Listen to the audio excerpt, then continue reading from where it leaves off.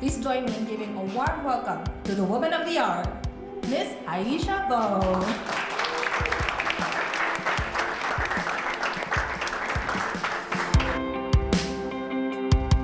It's always a joy to have all of us gather at our very own Aboitiz Tech Space. This is really a place where ideas come alive, where innovation meets collaboration, and where we can imagine the future together.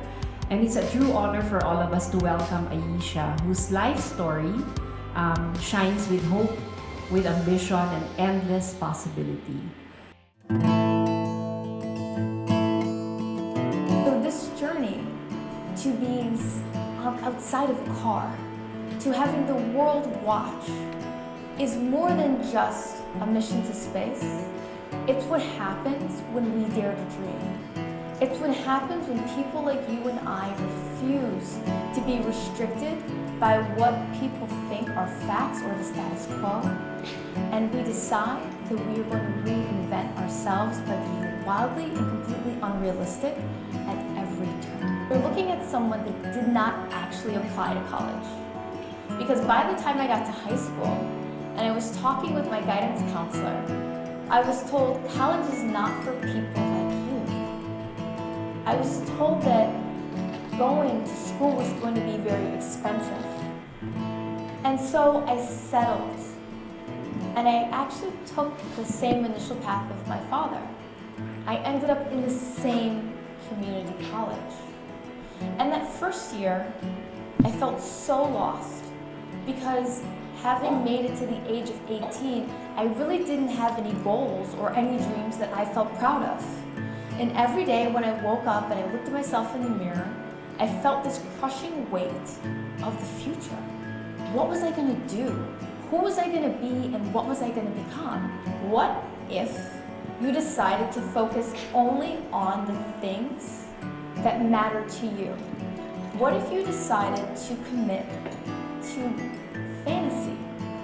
And that fantasy was very simple. And it may not even sound outrageous to you in this moment when I tell you, but at the time, it was 3 dreams that felt too far out of reach. And the first was, I want to go to a university. The second goal was, what am I going to study at that university? And I looked at all the majors of the school I hoped to go to, which was the University of Michigan, and I saw aerospace. I mean, it was at the top of the list. And I was like, wow, that sounds like it's really hard. And if I can go from community college and I can study aerospace, then I will know that I'm smart. The third was I was going to work at NASA, because I didn't know where aerospace engineers went other than to work on cars, and I didn't want to work on cars.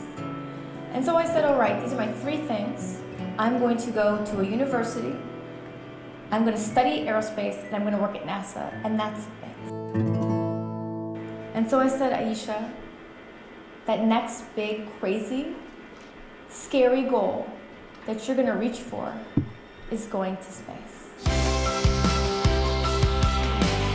No one expected me to be anything. I was actually able to become everything.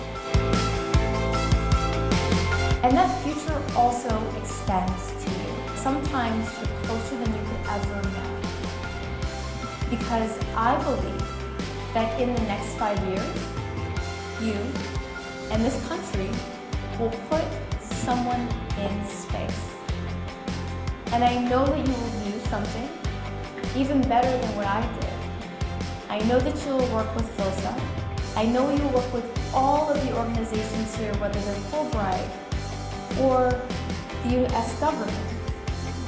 And you will find a way to showcase your innovation and brilliance on a world stage so that other people can be inspired by it as you step into the spotlight of joining the other spacefaring nations.